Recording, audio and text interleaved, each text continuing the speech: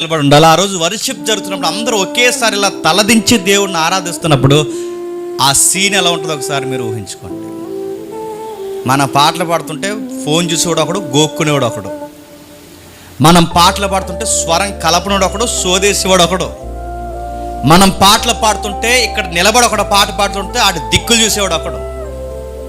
ఆరాధన దేన్ని అంటారు చెప్పిన, సొక్కలిప్పి ఎగిరే ప్రతి సన్నాసిగాన్ని ఆరాధన చేస్తున్నవాడు అనరు. ఆరాధన అంటే ఏమంటారు తెలుసా? పక్క గుసగుసలు మాట్లాడుకునేవాడిని ఆరాధన అనరు.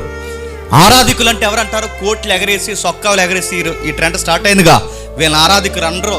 చేతుల్లో బైబిల్ లేకుండా, చేతుల్లో సరి అయిన పద్ధతులు లేకుండా, వేసుకునే వస్త్రంలో కానీ నిలబడే విధానంలో కానీ సరి అయిన పద్ధతి లేకుండా ఎగురుతూ పిచ్చి గంతులు వేస్తున్న ఈ క్లబ్ డాన్సర్స్ అందరినీ ఆరాధికులు అనరు.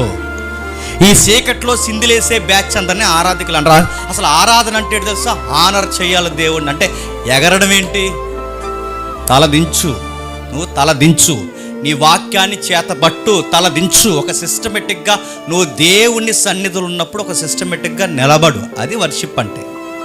అక్కడ నిలబడే ఎవరైతే ఆరాధికులు ఉన్నారో వాళ్ళు ఆరాధన చేస్తున్నప్పుడు గౌరవిస్తూ తలదించు. తలదించే బ్యాచ్ అక్కడ తలెత్తెగురుతున్నారు ఇప్పుడు.